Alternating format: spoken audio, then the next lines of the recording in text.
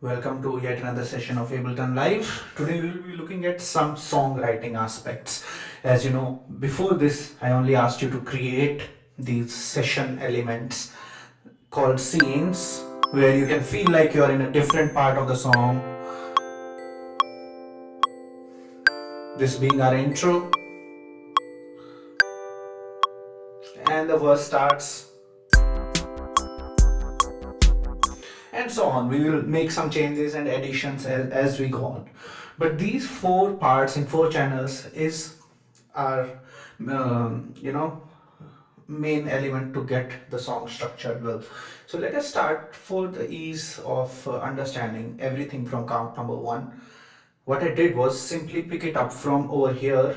When I pick up a scene, all four clips get picked up and I can press tab and go to the arrangement view while I'm holding this and then drop it here. As you can see, all these clips are right now grayed out. If you want to activate the arrangement view, you have to click on this back to arrangement button over here and click. Now these are all highlighted and we can stretch this loop to the beginning so that we can hear it from the beginning, and this is how it sounds.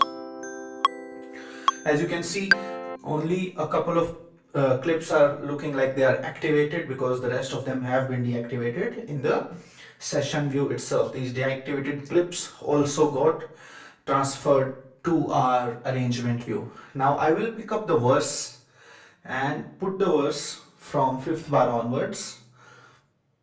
I can clearly see that I have this section of the verse, but it looks like the drums don't loop yet.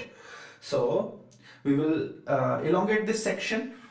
I do want my verse to be a little bit bigger. So I will select this section. See, very important. I will select this section. I want the verse to go twice as long as this time. So I select this and go up here. When it turns into a preview button, basically like a zoom lens, I right click here and I can duplicate the time. This will duplicate the whole amount of time in terms of music, and you can see a copy of this has appeared immediately as I clicked it. Now I have what we call as 8 bars of the verse. We have 4 bars of intro, 8 bars of verse. The third section we had here was bridge. I would like the bridge to be short, usually as long as the intro. Of course, this is a thing that you can imagine yourself doing in a different way. We are just looking at covering up some time and laying down a basic structure. The last part is chorus, which I picked up again in a similar fashion. I stretched out my drums. Now again, I need the chorus to be the longest part of the song. So I go here, I select this area very easily and I duplicate time twice. And here we go. Now we have a 12 bar chorus.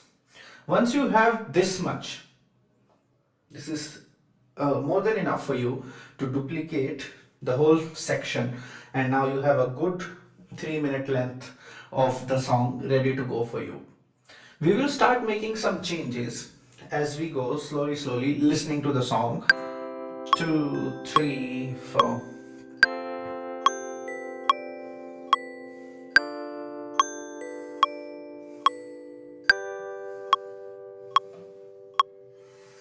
Here I can add a little drum roll or some transition effects like reverse drum hits or reverse reverbs, etc. Let's see what do we have in these samples by default. There is an effect called FX reverse glitch. I would love that for this section of the song. I can go ahead, press the plus key to zoom into this so that it is at the right spot. To zoom in further, I will just press Ctrl, or rather go to the top and just zoom in with your mouse by dragging it down. I go here, zooming in is very important, makes you precise. Let's zoom in further without missing our, okay, we need to be here first. Let's zoom in over here. right? I can see it's getting a little bit ahead of the fifth bar beginning, so I want it exactly over here. Let's listen to this. How does it actually sound? Let me zoom out to give you a better perspective. So this is how it sounds.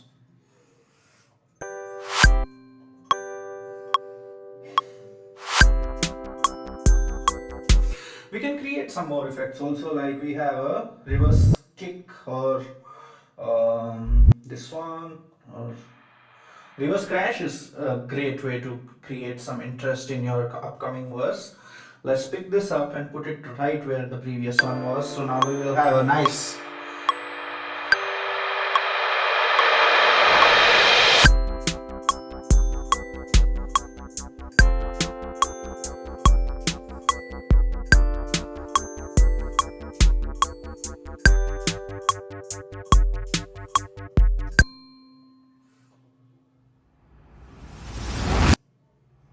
This can also work, maybe in a different section we can have it.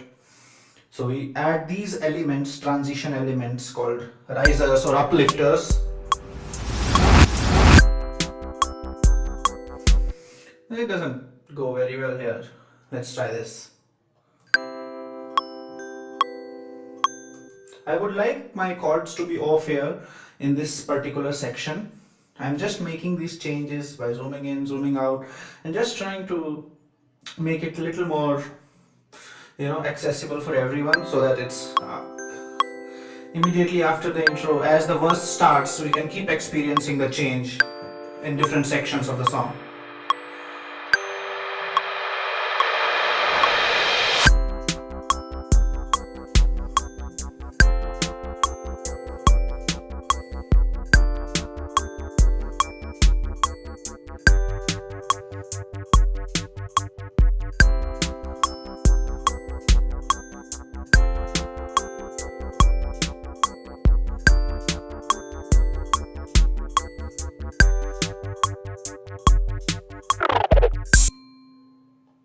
We can put this effect towards the end to give a nice little end to our couple of verses that we just had. Make sure the record stop happens exactly at your next section's beginning. Let's see how this ending sounds now.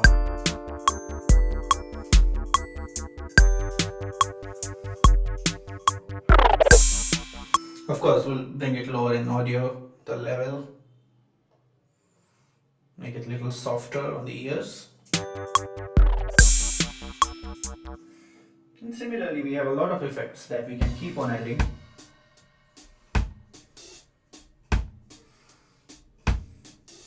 So I will be sharing some standard song structures with you, which you can experiment with and apply in your music.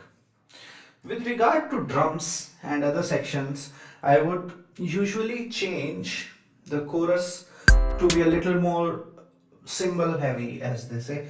I'll just choose a cymbal sound to reoccur every couple of bars.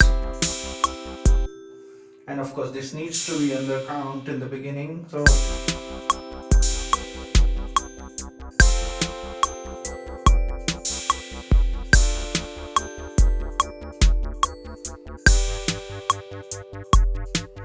maybe we can remove the hi-hats.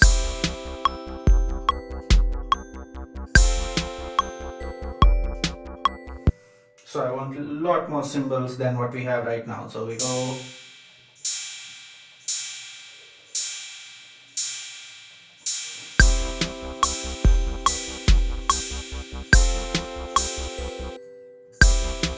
I can select all these and make them softer by going to the velocity section in my MIDI editor. When I touch this and I bring this particular hit down, it will make it softer than other elements you see comparatively. So when I've selected this, I can bring everything down. Now my cymbals are much softer.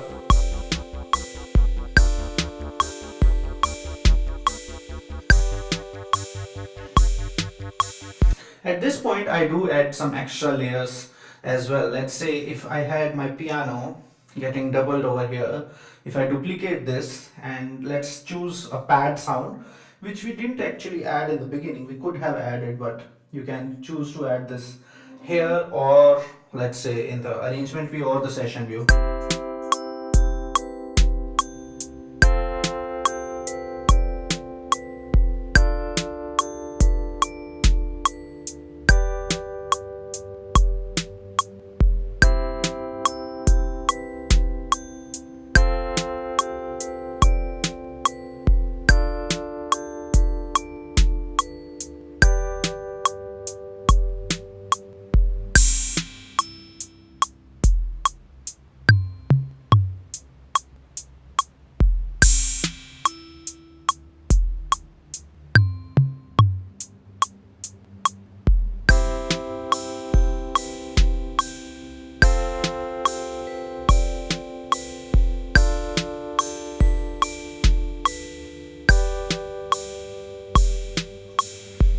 Very well.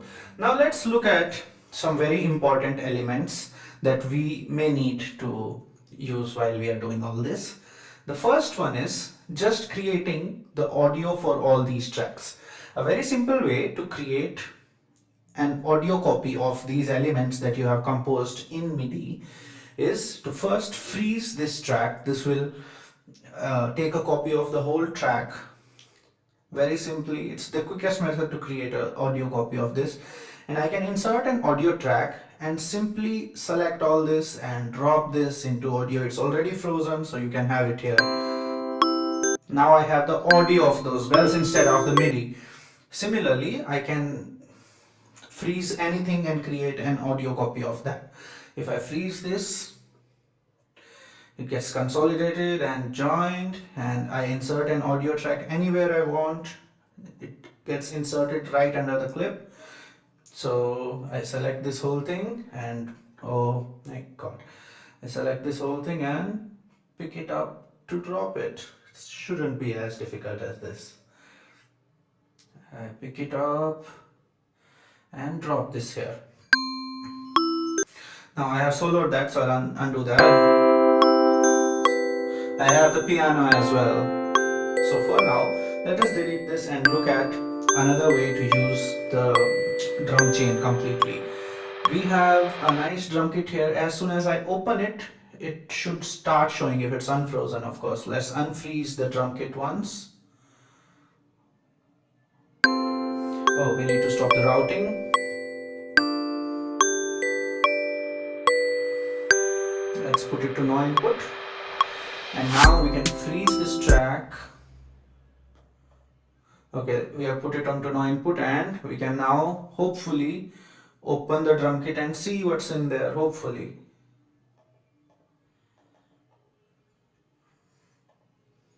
Why can't I see?